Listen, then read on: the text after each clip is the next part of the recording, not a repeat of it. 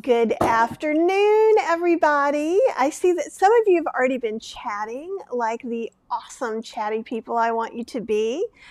If you're not sure where you are, I'm Kathy Hester, and Vicki Brett-Gach is going to come hang out with us, and we're going to make a yummy dessert that's whole food, plant-based, oil-free.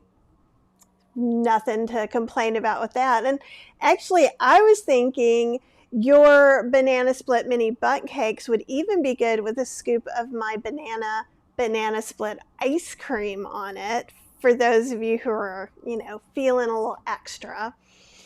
And let's see, I'm going to look at the comments really quick because that came out. Oh, Elizabeth says happy Wednesday. Oh, Connie is in Denmark and it's 9 p.m. Good on you for staying up. And Marilyn's here. Oh, yay. And says, excited about watching two of my favorite recipe creators today. And we always appreciate you, Marilyn. And Marilyn, at some point, probably mid to late August, I need to talk to you about a couple of things for class. Marilyn is a dehydrator genius. She does all her own preserves, makes sourdough bread. She's in Kathy's cooking club. And so when we do dehydrator classes and some classes that she's the expert on, she lets me pick her brain. Tawanda says that she hears it's beautiful in Denmark. Lydia's here. Leanne Long, Marilyn. I think I said Marilyn. Obs is here. Obs is one of my, she takes video coaching from the same person I do, Doc Rock. Yes. Isn't that hilarious? He calls me his little country lady. I'm like, you don't know what country is. And Elizabeth says, Vicki, your chocolate ice cream is money. So good. And it is. Cheryl loves your chocolate ice cream. She loves, loves, loves it. So, and Jane's here from Winston-Salem, Ottawa. Angela is here. Denise from Dublin. Yay, all the people. So Vicki, why don't you go ahead and introduce yourself, kind of give us a little rundown about you, what you do. And just know, everybody, if you go down below, you click on description, all her links are going to come out. I'm going to go ahead and put them in the chat too while she's talking so you can get her books. Great. Well, thank you so much, Kathy. I love being on your show. I have so much fun chatting with you and having a chance to talk with all of these lovely people who are joining us today. And I'm Vicki Brett-Gach, and I am a recipe creator. My blog is called Ann Arbor Vegan Kitchen at annarborvegankitchen.com.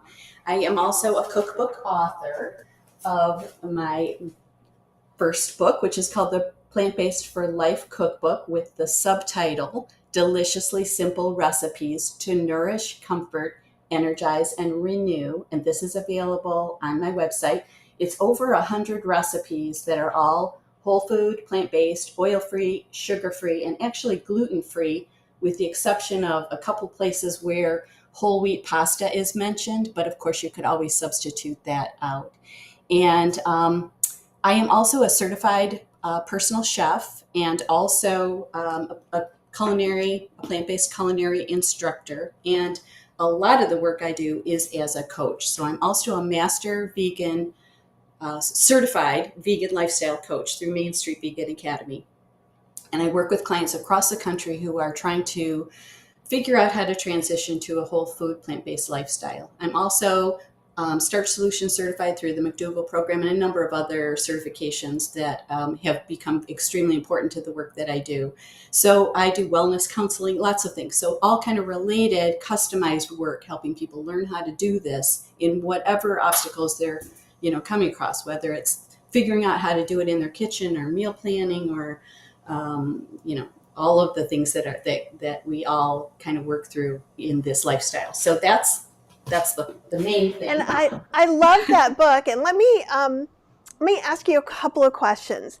So the first one is, I have discovered something new to me, and this may or may not be something you like. So those of you who are on my newsletter, I have discovered any day microwavable pans, and we're going to talk about those another time. So because it's hot. It's really hot here. I know it's not as hot where you are, but like it was 105 and literally heat indexed 114 one day last week. And I live in North Carolina. I'm not in Arizona. Thank you very much. So usually Cheryl's quick meal is making pasta, right? And we usually make chickpea pasta. So we put it in here, and I can, I'm wearing my silly shorts so y'all don't make too much fun of me. They're not super flattering. I look like I have culottes on, but they're just too big for me. I love them. I think they're great. So there are these glass bowls with microwavable metal on them. This is the large tall bowl. And I'm not even an affiliate yet. I'm trying to become an affiliate because Cheryl was using these plastic ones. So you can use it to steam. It has little holes and stuff. But what you do is you can do this with another tall glass pan. You don't need the special. 2 cups of pasta, about 2.5 cups of water, 11 minutes in the microwave, and I rinsed and it was done. Wow. And it could just be me. I'm the only one who's like, oh my God, did you know a microwave could do that? Because I haven't used a microwave in 35 years. We have one, like we'll heat up stuff, but I never cook in the microwave. Mm-hmm. So, and if you're like, I don't love microwaves, that's okay too. It's totally okay. But I was just like, for the summer, it's kind of a deal breaker for me. For sure. So that's one question I had for you is, do you ever do that, or do you have some other shortcut things that you use in the summer? So I like that idea. I am willing to make pasta in the microwave. I've never done that. I do have the Pampered Chef pans that Chef AJ uses, and so I have used those to steam vegetables in the microwave, and that's the only thing I would say I've ever used the microwave for that's not just a quick heating something up. Or I have made potatoes many times in there, but that's not my go-to method. But in the summer, when you are really heating up the whole kitchen, when you boil a pot of water, that makes a lot of sense to have that as an option. I think that sounds great, especially if it's in glass, because then now you're not extra concerned with the Pampered Chef. I don't know what's in those containers. So they creep me out. So I've told Chef A, there are 2 reasons I don't like them. And one is completely not applicable to anyone else probably. When they fit in my drawer where my cast iron pans are. So they have to be completely dry or it's going to mess up something else. So I feel like they're an extra step. Cheryl's had hers 20 some years, so they're starting to chip off a little bit, and so that makes me wary. If you can see that something's, because we've never found anything in the food, but it's obviously not good. So I got this actually for her. And then it's not even been a whole week that I was like, oh, so if it's new to you, that makes me feel better. Cause I'm like, I feel like I'm in the 1950s and I'm like, you can make pasta in the microwave, and everybody else knows but me, it seems like. Yeah, I've heard of it, but I never have tried it because normally I'm happy to make it on the stove, but it has been hot here too. It's not 105, but it's hot, and it's really humid, even more than it's hot right now. And we have had a couple of weeks already where it was a heat index in, around 100 and being in the 90s. That's, we're more in the 80s, kind of feeling like the 90s most of the time. And today it's a little cooler than that, but it's still really humid and actually rainy out. But I like the idea of keeping it kind of cool because, you want to try to make it as comfortable as possible, make it easy to have all of the foods that we want to have handy without any obstacles, right? Without anything getting in. And for me, one of the things that our downfalls, because then the other thing I was going to kind of segue into before we start cooking, if that's okay, is kind of like, what are some usual things that make it easier for someone to move into a plant-based diet? And I think kind of what you're saying, what's not an obstacle for you to cook? And like, for instance, when it's really hot, even if it's just in the 90s, sometimes your house can only cool to the 80s, which still may not be where you want to boil. Like I used to want to grill with a burner, but then I realized then I have to go outside and sweat to get to the burner to make the pasta. So that didn't work for me either. Yeah. And so for us, when it's hot, it's definitely where we tend to go, oh, I don't want to cook. Let's go get something to eat. Like, Exactly. so one of the things I did for Cheryl 2 days ago is I made her another big bowl of pasta salad. So this, when she wanted lunch, it's hot. She eats it out of the fridge, and it's delightful. I made myself a peach gazpacho yesterday. Nice. Right? Really So nice. vegetables that I had that needed to get used up and things like that. And I did try, and it's funny because a lot of people evidently have used the any day pans and have talked to me about this as I put it out there. But like, I made grits in the Oh. microwave, and it took 5 minutes. Grits are something you have to whisk and do or you could do polenta.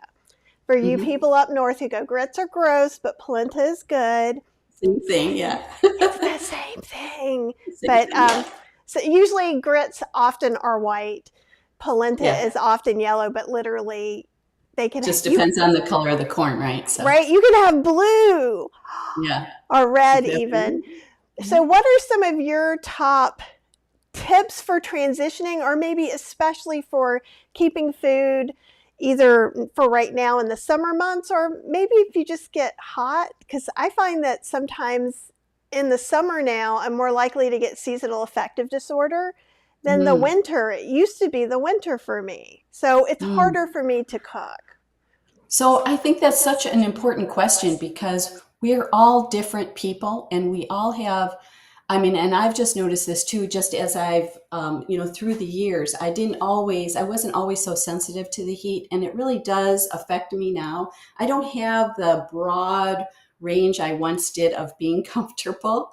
I have a pretty narrow range, and I have this discussion with my husband like every day when I go to turn on the air conditioner, and he's like, we don't need it on. It's not hot. But to me, it is. And I'm rushing around and cooking. So, like, we kind of have an agreement. If I'm hot, we turn it on. And then, I'm willing to turn it off if it feels a little more comfortable. But my point of that is that I wasn't always so sensitive to it. But I find that I need to be comfortable to feel like cooking, like you just said, Kathy, and also to feel like going through the effort of all the other things I have to do in my day, whether it's, exercising or washing the dishes or answering emails or doing any of the work that I do, but particularly cooking because we can get really warm when we're over a stove or an oven or something.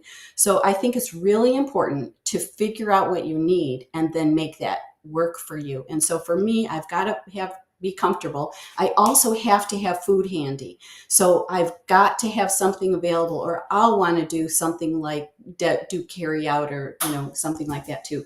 So in order to make sure I take care of all of my needs, I try to like think in advance. It takes a little planning ahead, and it is a little bit of effort. I do think that's true, but I try not to cook every day. So I try to make sure I've got something available that will take care of what I'm going to need tomorrow, today and tomorrow. I kind of think in those chunks, not necessarily all week long. So I try to make sure I've got some fresh vegetables I can turn into a salad or make enough ahead in a couple of jars to be able to pull out, make a homemade dressing, and then I've got those things, or just add a little vinegar, but have those things handy. So that's a base. Have potatoes handy because that is my favorite food. So I always want to have potatoes handy. When I went to the store yesterday, I bought 10 pounds of potatoes because I know I'll go through them. And so I'll, make 5 pounds at a time usually, but I can always take a potato for a quick snack or turn that into a main meal by adding something over it or air frying the potato for breakfast along with some Ezekiel toast or whatever. So always want to have some vegetables too. So some cooked and some raw and some kind of fruit. And it's just like cycling in and out as we use them up. I go get more, or if I don't have time to go to the store, I'm using something in the freezer. I want to have a pantry that's conducive to being able to grab whatever I might need to make. In fact, this happened on Sunday. My daughter and her husband wanted to come over for dinner. So, or I invited them and they were agreed to come over, but I didn't have anything ready. So I had to quickly put together just a quick pantry sauce, using tomato paste and an onion that I had handy and little, all the things that we all have handy usually. Without a lot of fresh additions to that. I did go and get what I needed to make a salad along with that, but that kind of idea of being able to put together a quick meal with some sauce that you either have in the freezer or that you can put together in such quick time that it's about the time it takes to boil the pasta. That's kind of my requirements. I really want things to be fast and easy, everything I do. So that's kind of what I've learned about myself, and I accept this in me, that I need things to be quick and easy to make it sustainable. And so that's kind of the deal I have with me, is to have something in the freezer or in the refrigerator that I can go to. And, if other people are coming over, I might need to extend it or make something new to make sure I've got enough. But for me and my needs, I just need to have something handy that I can grab. And I try to be kind of in touch with my palate in a way, because like maybe when it's hot, I feel like having more of a salad than I do in the winter. Like I struggle to get enough fresh vegetables in me in the winter, but in the summer, that's kind of what I want. And watermelon and, fruit and ice cream and things like that. But, sometimes soup or pasta or something like that, something a little heartier, also goes over well. But, I try to be in tune with that. Maybe I had too much hummus and I don't feel like eating hummus now. But then I haven't had it for a few days. Now I feel like making it again, that kind of thing. So I just sort of have a rotation of some things that are just part of my favorites that I make. And usually if it's easy, it makes the cut. And if it's a little more work, it doesn't. And then, you extend it. Like if other people in my family also like it, it makes it more, it makes it more of an easy yes to make that day. So those are the kinds of things that I think of. And then just having handy food, having a pantry or a refrigerator that keeps you happy with what is available, having some kind of treat ready, because it could just be watermelon, or it could be, some frozen no-bake brownies or something like that I've made ahead. But kind of knowing what it'll take to keep you in the house eating. That's sort of, I love the way that you put that. Like really keep you in the house eating, because I think that's part of the problem. So like I am decluttering right now too. So all I want to do is there's probably scratch marks at the door where I'm trying to pull myself out of the house, because there's a lot of emotional baggage that goes along with that in a big way, like we're doing it. Yeah. And so that's why I've done some things are like, we always make sure that if we have extra rice, we have it in the freezer, if it's for a fridge or freezer. So I had some in the fridge today.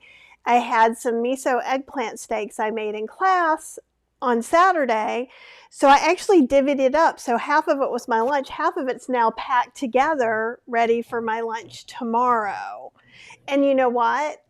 If something happens and I don't eat it tomorrow, it's ready for me to put in the freezer to pull out when I come back. So I love what you're talking about cooking and prepping some food too. I just might want to bring up too, one of the things I use a lot is the Breville, which is over here and you can't see. In the summer, I try to almost exclusively use my Breville oven air. You don't need a fancy one. Your toaster oven will work. Your egg air fryer that you got at Goodwill, that's also great because it just keeps the heat a little more centralized and doesn't heat up the whole kitchen. Yeah. Right. It's more friendly. Yeah, I agree. And that's the only thing I'd say. Like, it doesn't mean I never use my oven in the summer, but I'm always sad after I do it, right? And so sometimes you can put something in the microwave or you could cook it on top of the stove, which doesn't build up that same kind of heat. So anyhow, I don't know if everybody else is struggling with summer. I'm just shocked at how hot, how long, how early. So I feel like used to be August was our hottest month. And then September would start to kind of go down a little bit. But last year, September brought it. So I'm... Wow. Yeah, and we had a same thing, usually the end of July, first half of August, maybe all of August, very hot days. But we had that in June. We started in June to have, all of our flowers are kind of like a month or two ahead of their normal schedule. Everything it's just hot. And I think what you just described when you were talking about, what's that? Tomatoes from the garden. Like, this is the second batch. Like, everything's a month earlier. Like, I put out my tomatoes thinking, I'm going to have to bring them in, but they're in containers. No. And now this is my second batch of tomatoes, which it's too soon. It's It's weird. too soon. Yeah. When you were describing, I was going to just say that what you just described was what we call batch cooking, where you made something, you had some today, you're going to have some tomorrow. For people who maybe are less familiar with that term, but they've heard it, and that's kind of what I try to do too, in order to avoid cooking every day. So I made last week some veggie burgers, which makes 12 of them. We had some, that night. We had some the next night, and then I stuck some in the freezer, so I've got some to pull out on a night where I don't have anything else ready. And the same with the pasta sauce that I described. Some of that will go into the freezer. Same with the rice, like you described. Anything like that I can kind of keep in the, it's like money in the bank, really, to have some of that food ahead. So I totally agree with you. And the other thing that I think is helpful for transitioning is figuring out the kind of food you like, and then making sure that those are the first kinds of recipes you try, and then being patient with yourself if it takes a little while to get used to how much you need to make. Because I think sometimes people think it's so, you have to make 13 recipes today or something. You don't. You can make one thing today and one thing in the middle of the week. It's just whatever you need in your household. And also, some people are willing to repeat a meal, like the same thing for dinner more than once. And some people just, that's a deal breaker. So know that about yourself. And that's kind of, you can kind of negotiate that a little bit. And you have to negotiate with whoever you're with too. Cheryl is not a fan of leftovers, so sometimes if I change them into something else, but if I'm in a mood or I'm working on another project, I can eat the Yeah. same thing over and over again. Apple said that I was batch gardening, and I kind of am. So now that we've talked about all that stuff, Les, why don't you show us how to make something yummy? Okay, I am excited to show you my banana split mini bundt cakes, which is part of my ebook that is called Feel Great Desserts. And this is available on my website. And Feel Great Desserts is an ebook that's about 80 pages long. Each recipe has a full color, full page photo like this that goes along with it. And there's recipes in here for what I'm making today, plus cakes and cupcakes, donuts, ice cream, all kinds of fruit desserts, and lots of other things as well. So I'm also making this chocolate sauce, which is part of what we're going to be making today. And that recipe is in here as well. And so I invite you to check that out. And that's on my website, on my shop page on AnnArborVeganKitchen.com. And so let's get started. Go ahead. I was just going to say, and I put a little message up at the bottom. This ebook was in Chef AJ's bundle this year. So if you bought the bundle, you have this book. So know that too. So if you haven't printed it out, you might want to go ahead and do that. Absolutely. Yes. If you are among the people who got in on the bundle back earlier in this year, then you've already got this available and you can just download it. And what I'm making today is on page 73. And so let's just get started. It's really easy. And so we're going to start by just, preheating your oven or your toaster oven, whatever you want to use, to 350. And now I'm going to have handy my food processor, and I'm going to put into it 3 very ripe bananas. These are particularly ripe, and they look even riper than they are because I had them in the refrigerator. And as you may know, if you store your ripe bananas in the refrigerator, the skins right away turn kind of brown, so they look like they're overripe, but these are just about right. But they're very sweet and ready to use as our primary sweetener in this recipe. So we're going to stick into this food processor 3 very ripe bananas. That's my first task. And my next thing that we'll do is just add to that the rest of the ingredients. There's just 5 more, I think 5. Yeah, 5 more after this. So we're putting our banana in here. I'm just going to wipe my hands here. And then we're adding to this 1/4 cup of almond butter. So this is just the kind of almond butter, a natural almond butter that I buy at Costco. You could actually use any nut butter in here. You could leave the nut butter out if you wanted to and use something else, I'm sure. I haven't used like beans or cauliflower or something like that, but you could probably maybe avocado. This I use the nut butter, and that's instead of using oil in this recipe. So then I'm adding medjool dates. You could use any kind of date that you want, about a quarter cup, and then a dash of vanilla. I see you have your Costco vanilla like I do, I think. Is that from I Costco? do. The It giant, is. yeah, the giant bottle. I went through a whole bottle of that this year doing the book. I'm A whole sure. And I bottle. go through this a lot with my vanilla ice cream because I use a ton of it in my ice cream. So that's why I buy it so big. The last time I went to Costco, I used it up too. And I bought 2 of them because I'm using it so fast right now during ice cream season. And then I'm adding some baking powder. Oh, I'm sorry. I was going to say, I was just at Costco, and one of the things they had on sale was I don't know if you use maple syrup at all, but they had the maple syrup with the vanilla bean on it for $9.97. Oh. It used to be almost twice that. So if anybody's going to Costco. Okay. Yeah, I personally usually use dates as my primary sweetener, but I do buy maple syrup and use it for my husband in his oatmeal. And it's organic. So if it's got the 97 on it, which means they're clearancing them out. Yeah, that sounds wonderful. So that's everything. So what I started to pour in and not describe, I think, was oats and baking powder. So we've got in here bananas, almond butter, dates, vanilla, oats, and baking powder. That's everything. And now we'll just give this a spin, and it'll take me a minute. So Kathy, take it away. Hey guys, I'll mute. Here we go. Oh, I muted on the other one, but not this one. Look at me.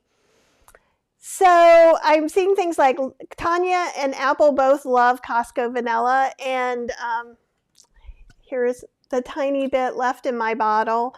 The reason I get it there, it does have vanilla bean, water, and alcohol. You can get vanilla that doesn't have alcohol in it if you want to, or use vanilla powder. But it's a lot cheaper than most, and it's still pretty good. And the maple syrup, I think I have it over here. You've already seen McDougall-compliant, so here you go. This is it. It's wild for maple, and it's organic. It's certified organic by Vermont Organic Farmers, and there's maple syrup infused with an organic vanilla bean. So it has a whole vanilla bean in here. I don't think you can see it. But what I did with the one I had is I dehydrated it and turned it into vanilla powder. And now back to you, Vicki.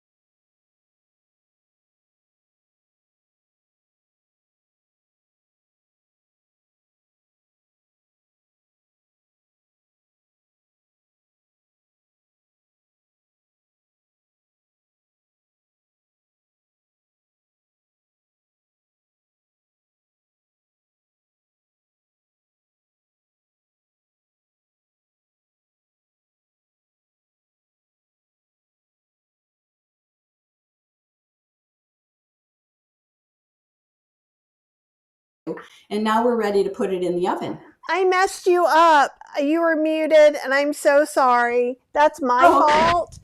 Because when I swap scenes, the mutes are different for each one. So if you could just repeat, I heard you. So you were saying that the wetness comes from the overripe bananas, right? No problem at all. So what I was just saying was that I like to give it an extra couple of spins with my spatula just to make sure everything is well incorporated, and that sometimes people ask me if you could use a blender instead, and I think you probably could, but I have never done that, so I can't say for positive, but I think that it's wet enough that it would work even in a blender if you don't have a food processor. And I was also saying that the texture is kind of like a cooked cake batter at this point. It's kind of drippy. And that wetness all comes from the banana. So I find that the riper the banana, the wetter it is. And Mm-hmm. so I actually made a batch ahead today so that I can show you what they look like, although we might have time to bake them anyway. But I'm going to show you what they look like. And I found they took a couple minutes longer than when they're not this ripe. You know, if you've just got a banana that looks like this or just a few brown dots, it'll bake quite differently probably. So now I'm kind of pouring, I'm just holding it like this just so that all of my batter is kind of in the same basic spot. And now I'm going to use a scoop to put it into the vessel that I'm baking this in. And I just wanted to show you that, I guess I'll have to put this down to show you. I have this pan that's made by Silpat How that they call cool. a mini, I think they call it a mini flute pan. That Um, sounds right. yeah, so it's basically little mini Bundt shapes, and you can buy this by different brands. This one came from Williams Sonoma, but I know you can buy it on this kind of thing on Amazon by a different brand. And you know, any shape will do. You could make this in a donut shape. You could make it in a little muffin pan. It's just kind of cute in this little fluted shape, but it's will bake up just as well in absolutely any shape. So I've actually made this recipe as muffins. I've made this recipe as little mini bites in a brownie bite pan. But for this purpose, it's just kind of decorative to use this pan. So I'm using this little, what I call a mini Bundt pan. So it makes, I'm scooping so that all of our cakes, our little mini cakes, will be about the same size and bake in about the same amount of time. And usually this is making, for me with this pan, 8 of these little cakes. Again, you could make it any shape you want, absolutely any shape you want. You'll just need to adjust your baking time to match what shape you're using. And sometimes that takes a little experimenting. So my recipe says that this takes about 20 minutes. But as I was mentioning, this first version I made today, and almost always it takes 20 for me, but today my bananas are a little riper than normal, so it's a little wetter, and we've got humidity, and I suppose that probably had an effect as well. So it took a little bit longer, probably more like 24 or 25. And now I'm just taking the little extra batter to just use all of this up and pouring a little bit on top of each of these to make them fairly even. And then we'll see what we have at the end, because we can always spoon just a little bit of the batter if we need to from one to another. But I I think do they'll the be pretty. same thing. So Leanne is asking, could it work in a regular size Bundt pan as a big cake? And I'm going to guess it probably could, but I haven't tested it. And so it's a great question. I just always make these as individual desserts of some sort. You know, I've made this in a little brownie bites pan. I've made this as little bars. But, you know, I've been asked that same question if you could put it in a 9 by 9. I've just never done it. And I think it's because I'm a little nervous with the ingredients that are in here, that it might not bake all the way through as well. But I would love to know, if someone tries it, what happens, and feel free to experiment. And you know, if you're feeling courageous, and please let me know how it goes, because I'd love to know too. I feel the same way you do. I always get nervous. I find that if we're doing oil-free baking, and then I'm Yeah, doing oil-free, gluten-free baking, which even adds yeah. another twist, that at that point, it's almost always easier to do small bakes than a large bake. I feel like it kind of circulates better. And so Yeah. this has that stem in the middle that's creating a little hole. So something that, you know, usually I might make a smaller bite of it, I feel like I can expand it because of that hole, that Bundt pan shape hole. And so I feel like this kind of lends itself to baking more evenly. And so now I've got this batter filling these 8 cakes, and I know it works in muffins, but again, I do know too that, you know, when you're leaving out too many of the traditional ingredients, we're not using butter, we're not using eggs, we're not using oil, we're not using flour, we're not using, you know, milk, we're not in a lot of things that kind of create a lot of the traditional baked goods that we're accustomed to in a square pan. I'm just not sure. So I haven't done it, but I'd love to know if somebody else tries it.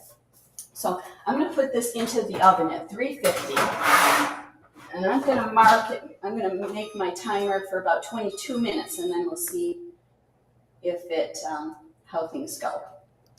And Apple is saying she's found it like us. I find the larger loaves and cakes get gummy, but the small ones cook nicely all the way through. Because remember, we're basically creating magic.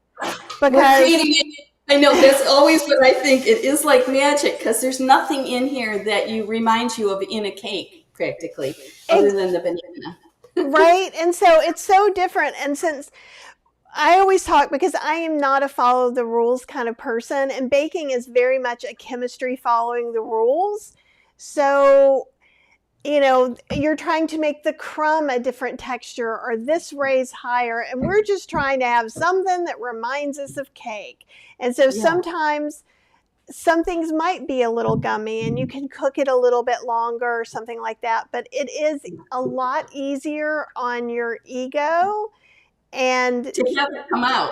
Out and to use a smaller pan. So I use little square, they're like square muffins, and whenever I experiment on a new recipe in general, I didn't do this in class and I didn't like my class recipe. I usually start in mini muffins because even if it doesn't make something that I would share with the world, with the mini muffins, it's a bite. So almost any of it turns out enough that we could eat it. Exactly right. And I feel exactly the same way. And if we keep in mind the big reason we're doing this, to make sure that we have something that we enjoy that also makes us feel like we're kind of staying on our plan of avoiding things we're trying to avoid and eating things we're trying to eat, and, you know, giving ourselves a little treat that we feel good about, then, you know, we can maybe compromise a little on the shape and just kind of make sure that it's close enough to, you know, satisfies the need for that special treat. And maybe it's not, you know, some things don't necessarily translate perfectly to plant-based, although almost everything you can kind of find a way around. But so we've got our cakes in the oven. And so the next thing we're going to do is just make our chocolate sauce. And this is just a matter of building these little cakes with chocolate sauce and fresh fruit on top. And so that's what makes our mini Bundt cake. So what we need is, because a banana split always has chocolate sauce. So here we go with our chocolate sauce. Super, super easy. And I find this sauce is so, so good. It's great over nice cream. It's great over all of the flavors that are in Kathy's Ninja Creami 2 book. And it's also really nice, even mixed into like hot chocolate or a cup of coffee into a latte to turn it into a mocha. It's just a delicious sauce. And the other thing about it is, if you change the amount of liquid we're putting in, you can turn it into a frosting. And I do that in my book. So it's a frosting over cupcakes as well, or for that matter, over what we're making right now, our mini Bundt cakes. But I'm going to start with just pouring everything into a little blender. And I've got some cocoa powder, some date syrup. You could use maple syrup here instead for sure. Maple syrup has such a wonderful flavor. I only avoid it because it's kind of a trigger for me to eat more than I wish I would. So the date syrup kind of keeps me on track, feeling like I satisfied my sweet tooth, but doesn't necessarily lead to me overdoing as much. I certainly overdo sometimes. Okay, then we're adding a little bit of water, and here's where we make the difference between a sauce and a frosting. So I'm adding about half a cup. If we were making a frosting, I'd probably cut that in half, or maybe even just a quarter of it, and then you could always add more if you wanted, and then a little bit of cashews, and that's everything. Oh, and a little dash of vanilla. A little dash of salt if you choose. You don't need to. And now we're going to give this a little stir. So this, we're using the blender, and here we go. We're going to make a little noise again. Okay, I'm going to just stay in the same scene where you watch, Vicki, but I will talk so I don't mess it up again. One of the things, and I'll ask Vicki when we come back, is CJ saying, I can't cope with the flavor of bananas. Have you ever tried using blended pears as a sweetener in baking? And I haven't done it yet, but I used a lot of blended pears in my Ninja Creami pints in the new book. It should bring a lot of the same consistency as long as you're blending those canned pears and juice together. It's still going to be slightly thinner than a banana, so you might have to add a little more flour. Vicki, what do you think about that? I didn't get to hear you, Kathy. I'm sorry. Oh, okay. That's right. You were looking at me, so I felt like you were listening to me. So I was saying, with the bananas, so CJ doesn't like bananas, and she was a tester on the Ninja Creami ebook too, where I use lots of cans of blended pears and juice. So I take that, plop it in a blender, and then measure out. It's going to be a little thinner than banana is, so I'm wondering you could probably either use a little bit less or add a little bit more flour. Or what's your experience with that? So in the banana cakes, the base. So I guess I might say that the banana is a pretty important element in the flavor. So if you wanted to not have the banana flavor, you might want to change the profile to any other kind of fruit. It could be applesauce, or it could be pumpkin with maybe pumpkin pie spice, or it could be one of the other soft kind of fruit swaps. It could be mango, maybe frozen mango that you thought, or it could be avocado maybe if you kind of change the flavor profile a little bit more. But because the banana is pretty central to, these are little banana cakes. So that's sort of the banana split idea, is having the base be banana and then we're adding chocolate sauce over them. So I'll show you how I top them off, but those would be a couple of ideas that I might suggest that you just kind of change the profile. If you don't like the way the bananas taste, that you pick a fruit or a flavor that you do like more, maybe applesauce and apple pie spice, or the pumpkin, as I mentioned, maybe tofu with some other kind of profile to it. So a couple ideas. Silken tofu would be a perfect substitute, and even if you're not looking for the flavor, beans can work too as a binder. Absolutely, yeah. So now, chocolate sauce looks awesome, by the way. So the chocolate sauce is so good. I was realizing, because I usually try to keep this handy in my kitchen because we use it all the time. Like I'll serve some ice cream that I'll make and my daughter will say, do you have any chocolate sauce? And I always do. It's like having my homemade Parmesan cheese on hand when I make my pasta. It's just I always do. Well, I don't have any right now, and I purposely didn't make any because I knew I was making some for you today. So, but normally I do like to have some, so I'm really excited about this. But I did want to show you that I took out a batch from this pan that I made this morning. Again, they were the really ripe bananas, and I turned it into these 8 little mini Bundt cakes, and they're all just really cute and ready to enjoy in one way or another. And they also freeze. So if you were going to freeze them, you wouldn't top them like we're going to do now. But they look like this on the bottom, and then you can have that fluted side up.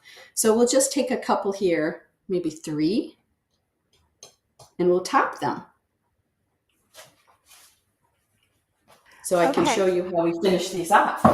And Chris is saying, so if you don't want to use nut butter, can you replace that or just leave it out? Have to keep my fat real low. I believe Vicki was mentioning she hasn't tried it with beans. Beans might, are you talking about the nut butter? In the sauce? Yeah, I did have nut butter in the cakes, and you could definitely leave that out and swap that for maybe peanut powder or almond powder if you're not averse to having the nut. It's not an allergy. But if you're trying, and also if you want to have your the fat intake even lower than that, then you could definitely swap in something else. Sweet potatoes maybe. Sweet potatoes, white bean puree would work and wouldn't change the flavor profile at all. But the white sweet potatoes would work really good too. And I was thinking, and I wanted to ask you about the chocolate sauce. So basically, when you put your cocoa and your water and your cashews, you're making cashew milk while you're making it. So if I wanted to make it nut-free, I could probably put oats in instead of cashews, or would you? Definitely. Okay. Definitely, or just less water, because just cocoa and water and a sweetener, you've got a nice sauce already. But yeah, the cashews that I've add just a little bit of richness that for me makes it a little bit more like the old-fashioned Hershey's you'd squeeze out of a bottle over your ice cream. So for me, it's just kind of a little ode to that comfort, memory. But this is our chocolate sauce, and it's kind of, just yummy and good. And again, you can make it thicker if you want to. I kind of like it like this because we use it in a lot of different ways. And I will say too, that as it sits, it's going to get thicker in the refrigerator because of the nuts. So if I came back to this tomorrow, it would have more of a texture like honey, just more viscous. But so That right makes now it's a sense little bit more too. thinner. Because like one of the things I've been using a lot in things is okara or soy milk pulp. And you could use some soy milk pulp in there, and when you blend it, it'll get really smooth. But both the cashews, okara, or if you use silken tofu, that thickens up a lot because it does have natural fat. Yeah, that makes a lot of sense that the okara would do that as well. Yes. So now I'm just getting ready with my toppings because this is the fun part. And of course, you could stop at any stage and just have the little cakes, or have the cakes with the topping of just the sauce. Just fill the little holes with some chocolate sauce, or you can go to this next step, which is what I'm going to show you, where we're just slicing bananas and strawberries and topping these little cakes with the fresh fruit.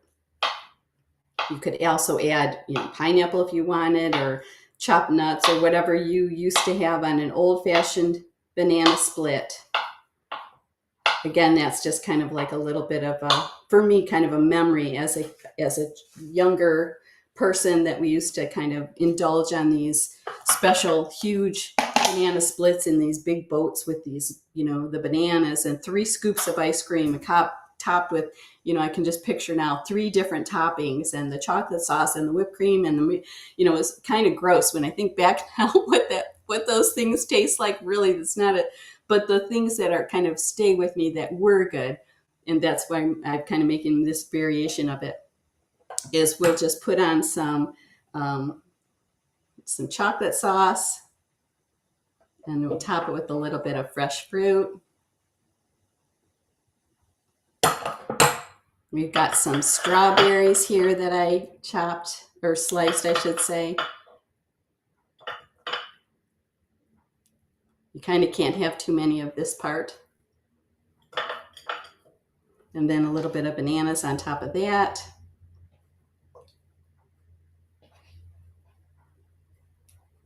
And we've just got this lovely dessert of so pretty banana split mini banana bundt cake.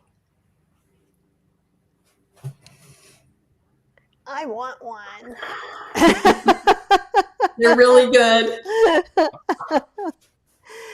I know, right? They look delightful. And you can top it, continue topping it, make it as tall as you like, full of this fresh fruit, because that's what's so, delightful at this time of year. Oh, I tell you, I've been eating a lot of peaches, because right now we're close. We're not super close to Georgia, but we're close-ish. So I've been just enjoying that. Cheryl hates stone fruit, so I get to eat all the stone fruit, which is great. Yes, you do. Leanne says, beautiful. Now I'm hungry. Thank you. Thank you. I can't wait to, share these. I wish we could all be in person and I could share these with you in person. But yeah, there's no limit to how many layers we could keep going up of, topping it with more fruit. And then this is something we'll just eat with a fork, usually 1 per person. I'm just going to rinse my hands here. Yeah, and Jessica was asking what would a serving size be? So about 1 of those would be a serving size. It would normally in our family. It's like I would say it's a 2.5-inch cake. So, kind of the size of a muffin, a little taller maybe, but not necessarily, maybe a little wider.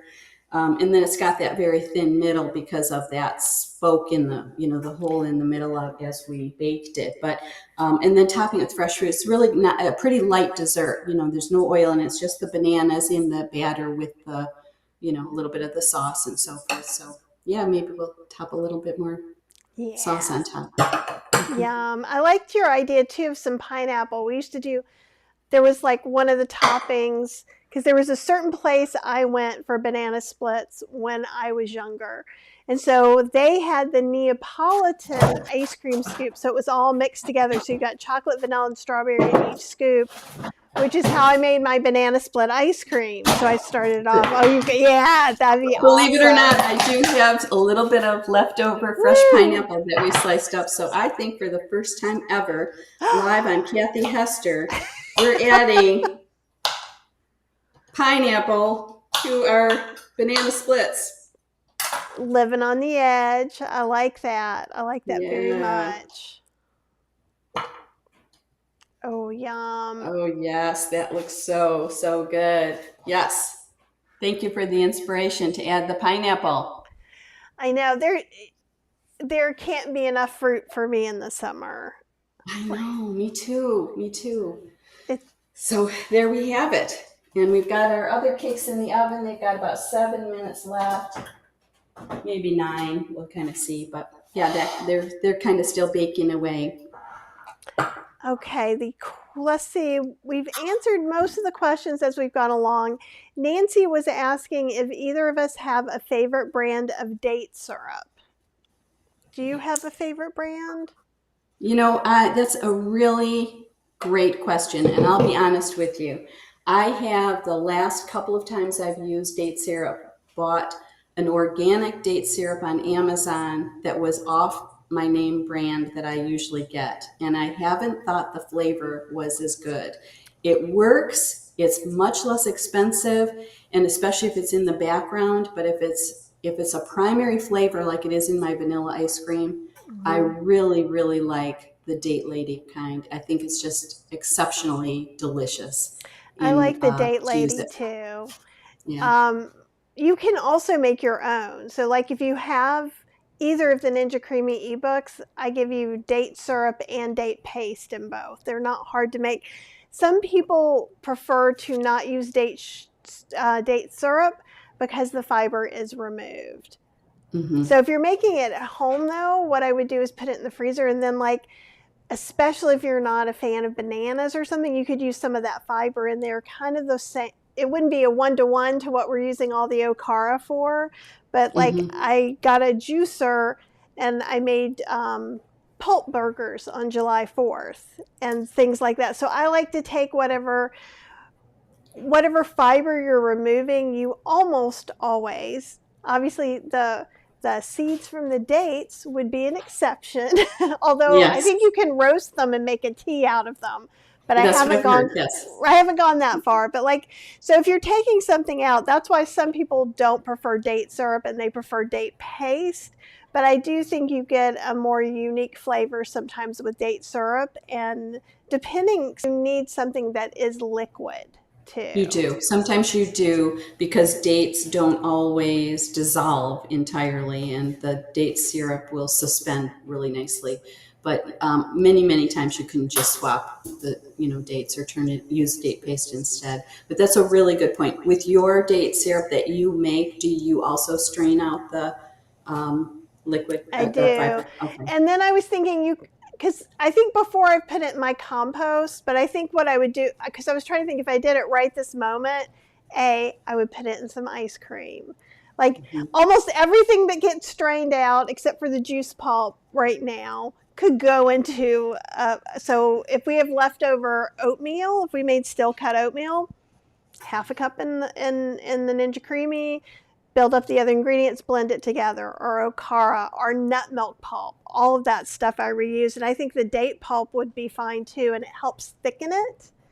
Yeah, agreed. Yeah. I think you probably could use almost anything that's sweet in your ice cream, and anything that's not, you could probably throw in most of it, and otherwise into your burgers. Exactly, and you can freeze any of this stuff too. So let's say, for instance, if you were going on vacation in a couple of days and I wanted to make a juice, and actually I have some pulp in the freezer, I'm going to put it in my little block freezer thing, so I know how many cups it is. And then that way when I come back and I'm like, oh, I wish I had pulp for veggie burgers, I just go pop it out and I'm ready to go. So I do that with Okara as well. And in fact, if you don't know, I think you guys do, you can do that with milk. So if I decide I want Okara tomorrow, and then I'm like, I have 6 cups of soy milk. What am I going to do? Freeze it in those same cubes, and then magic oat milk or soy milk or nut milk is ready there for me to use. That's great. That's a great tip that you can freeze the milk. That's great. Yeah, that makes sense. Kathy Bartle says, I found date syrup at Ross's for a good price, Devash brand. And I have used that before, and it's really pretty tasty. It reminds me a lot of the Date Lady. Oh, okay. Good to know. Oh, and Susan says, I really enjoyed the new Ninja Creami recipes. I can't stop making the Okara vanilla as it's absolutely amazing. And it is, and that sounds super conceited, but literally the Okara, using the Okara in the pints changed how I made ice cream, just because it makes the texture like briars. And it's something that I used to compost, and a lot of people still just compost, and it's full of fiber and really good stuff for you too. Lydia says the cakes look so good. So many different people.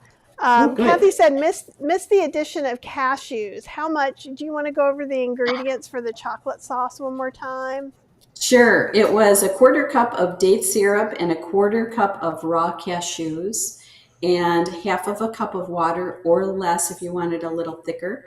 3 tablespoons of cocoa or cacao powder. I used cacao today, and just a splash of vanilla, and a dash of salt is optional. You could definitely not do that, but you can also add it if you choose to. You can definitely, and I have made this sauce with a powder, like an almond powder or a cashew powder, instead of because you're using water anyway. So you can definitely kind of swap that out and just experiment. So that definitely lowers the fat.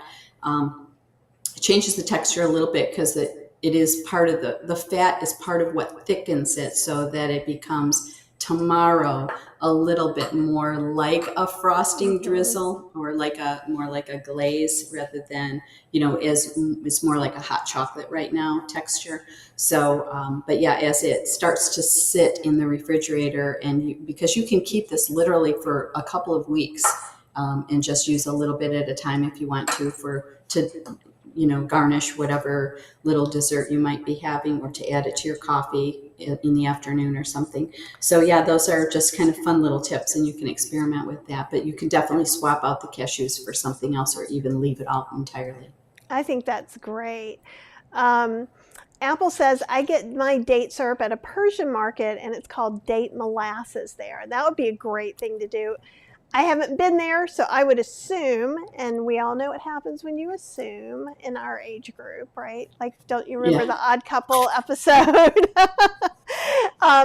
So I could be wrong, but usually things like that are cheaper at ethnic markets where they originate from. Like, for instance, you can go to an Indian market and get spices for a tiny percentage of what it would be to get it in the grocery store. Get a little thing in the grocery store for $8, or get a giant bag for $6 sometimes. Exactly. And the same thing with like fresh ginger, that by the pound is very expensive in a grocery store, but at a store like an Indian market, Indian foods, it might be like 13 cents for a big piece or something like that.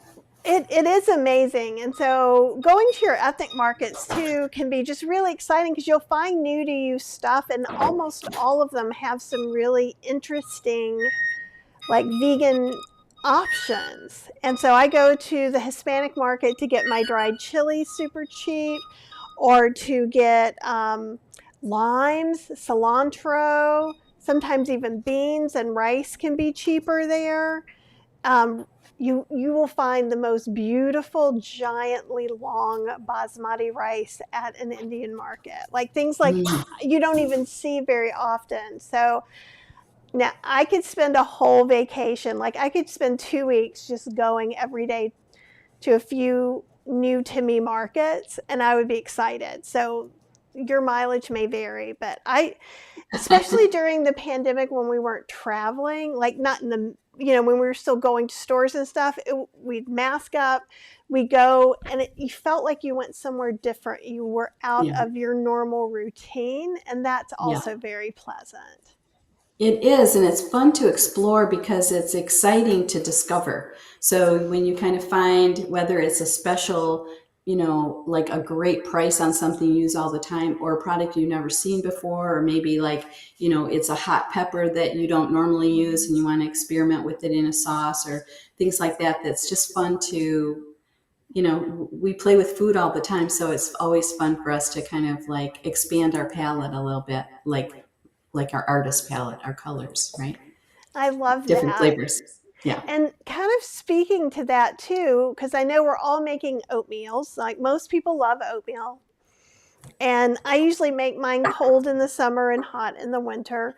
Cheryl is not a cold oatmeal person, but like I could see using some of your chocolate sauce in overnight oats with some chia seeds, maybe slice up some bananas, or I've been mashing up a banana and putting some PB2, which just tastes like magic to me right now. I don't know why I'm all into it. But like you could make a similar format to this cake out of oatmeal. So if you were like, let's say, trying to cut down on flours right now or something that, you could still take all the stuff that Vicki showed you today and turn it into an oatmeal.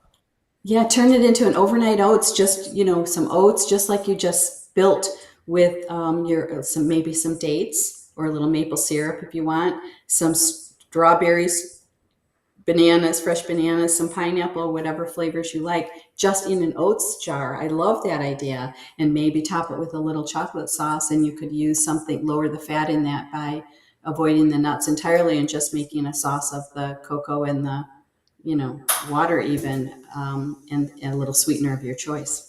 And I would think you would do it this way. And you tell me if I'm right. This is my guess. This is me being a psychic, which I am not. Is that knowing what I see of your photos, you would probably mix all the overnight oat stuff up in a bowl. Then you could have a really nice jar and you could layer some of the oats, then layer some of the fruit, layer some of the sauce, another thing of oats, and you could do it like that, and you'd wake up to like this masterpiece. I think that sounds so good. I think we should both do that. And I think we should all do that and post our pictures of it. But I'm thinking what you described sounds like a parfait. Yeah. Like an overnight oats parfait with oats and maybe your cinnamon and a little sweetener, some fresh fruit, and repeat maybe 2 or 3 times. And that would be so beautiful. I think that would be absolutely delicious. And I am known for, sometimes I wake up and I don't eat breakfast. And sometimes I do. It just, if I'm hungry, I eat. If I'm not hungry, I don't, is the way I do it. And sometimes in the summer, I'm not. And if I've made usually at this point, I make one overnight oat because I'm unpredictable. And if I don't eat it in the morning, though, I almost always eat it for a dessert or a snack. Me too. I really prefer my oats for either a lunch or a snack. Almost never for breakfast. So it's always a lovely thing to have handy, though, because what a great thing to grab no matter what time of day. Or, a late night snack, even if you're a person who's always sort of scrounging around for something to eat late at night. Maybe you're not that hungry. Maybe a few bites would satisfy you because the flavors are satisfying and hearty. And I think we're all done with our cakes, so let's just pull them out. And do you let it cool a little bit before you take them out of the mold, or how does that work? Thank you so much for asking. Yes, I meant to say that you will want to completely allow them to cool in their pan on a cooling rack like this. Can you see these, or should I lift them? Yeah, no, I can see them. They look great. Okay. So yeah, they're all ready. They're nice and steamy hot now, and we'll want to let them cool completely, and then they'll just self-release from this silicone pan. Oh, that's awesome. Yeah. And again, you don't need this pan. You can use any kind of. I use them too, but they're always a nightmare, and then they're in your drawers and stuff, making all kinds of mischief.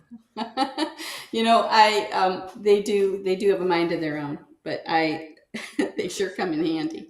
So yeah, this is adding a little, I will say it's adding a little heat to the room, but at least the oven is off now and it's only 20 minutes. And if you have a big toaster oven, then your little baking dish could fit in there, however you're making it, in cupcakes or whatever. So, and I think about it a little bit more because, like, when I was in grad school in St. Louis, I thought St. Louis wasn't going to be that hot. I lived in a 3-story walk-up with no air conditioning, and so it gets very hot. You think it's so close to Chicago, it wouldn't. And so that is also one of the reasons I think about heating things up or not. Like, I remember I was vegetarian then, and I had one of these little things that froze that you made little mini ice creams with that was very popular back then. It's kind of re-emerging. And I would just put yogurt or cold soup and freeze it to try and cool down. That's the only way I could eat. But it's very interesting to think about, when it's hot or not. Then I would actually get up at 5 in the morning. I would do anything I needed to do on my stovetop or in the oven, so it would have time to dissipate. So that's another thing you could think about, either doing it right before you go to bed or do it as soon as you get up in the morning. Can be helpful if you're in a hard area. I know some people in Texas are without power completely, and I don't know how they're doing it right now. I know. It's just really, that's just so difficult when it's this hot. I just wanted to mention one other thing I'm just thinking of that you could do, and I haven't done it, but I think I might, and that is to kind of cut this through the middle if you have some extras and turn it into an ice cream sandwich. So that would be amazing. Ice cream cake is what it is. I would put a scoop of ice cream in there and then drizzle your chocolate sauce on top and fruit. And then wrap it up and freeze it, and then, enjoy that later tonight. Ooh, that's so maybe good we'll too. do that. I love that. Layer in all this fruit chocolate sauce. There's one question, and I think it's for me. Is it okay to take Okara from the freezer and make ricotta with it and put it back in the freezer? Yes, it is. There's a weird myth. It's kind of a myth, kind of a not, that you can't thaw something out and refreeze it. And what that comes from is it's on all your frozen food packages. Don't thaw, then refreeze. Why? Because they don't want to be liable when you give yourself food poisoning because you left it out to thaw for 5 days and now it's bad and you put it back in. So that's why they say that. So if you're doing it responsibly, I would thaw it in the fridge. I would make it and then put it immediately back in the fridge. But what I try to do in the future is I do make some, and you can go to healthyslowcooking.com. It's literally Okara, some nutritional yeast, lactic acid, and a little bit of salt or salt substitute. Like, it is total magic. And it looks, because it's a little lumpy, it looks like ricotta. And so we make it and then put it in there, and then you can always thaw it out, throw it in a lasagna. You might have to mix it up a little bit. It will separate some. Sounds so good. Yeah, and it's cheap because it's not $10 for that tiny little thing of Kite Hill ricotta that you need like 4 of if you want to make a big lasagna. Yeah, you do. Yeah. And I give that. I feel like I need to have a little emoji. That gets Kathy's librarian look, which is, Nobody needs to spend $40 on vegan ricotta for a lasagna, right? No, that's right. Yeah. Do you have any parting words for people before we go? Well, I just would like to say I just love spending time with you and everyone, and it's just so fun to be part of this. And so thank you so much for having me. I will just say that please feel free to go to AnnArborVeganKitchen.com and make sure that you subscribe to my mailing list so that you can get my recipes as soon as they're published. And if you ever have any questions, please feel free to reach out. I always love answering your questions and, staying in touch. So thank you for having me. Oh, always. And we're going to do some more stuff coming up too. Vicki and I are trying to talk about some things we're going to collaborate on. which will not happen until mid-August or later, just so everybody knows. But right. it's just so awesome to be here and hang out with you. I always like it. And you guys, Vicki really means that you can reach out to her. She's like me. She really does try to answer as many questions as she can. So take advantage of her knowledge and all of that. And other than that, stay cool, eat something delicious and healthy today, and try not to be too hard on yourself. I was just going to say that, Kathy. That's my last words of advice, is to be compassionate with yourself if you're not perfect, because none of us are perfect. We just do the best we can with what we have that day. And, if we fall off the wagon a little bit, just get right back on and just do the best you can and be compassionate with yourself. I love that. And it's true. We all have harder days than others. Like, I've been so good about managing some of my emotions through this. And then I'm like, I have to go somewhere in 2 days. And then I have 2 appointments tomorrow. I didn't even remember. And then it's like, no, you know what? It's okay. I can get some stuff done in the car, but I'm also going to have some vacation. So try not to push yourself into a corner. And I say that not as someone who's really good at not doing it, but as someone who's trying not to do it consciously. Me too. Right? Me too. Yeah. Oh, and Tanya says, Vicki, you're so cheery. I can't help but smile as you're talking. Thank you. That's nice. Oh, we just have so many great, happy things being said. So thank you guys so much. And thanks for hanging out with us. And we just adore you. Thank you so much. We do adore you. You have the best audience. I'm very lucky. We've got a wonderful community. Now, Vicki, you get to go rest because you've done enough work for the day. I declare you done for the day. And everybody else, go have some fun. Steal away 10 or 15 minutes, even if you think you don't have it, okay? And I will talk to you guys very, very soon. We are going on a trip, and we're going to do some lives from our hotel room about making some food that we're going to make. It'll be a little impromptu. So subscribe or watch the replays, okay? Have a wonderful day, and I'll talk to you very soon.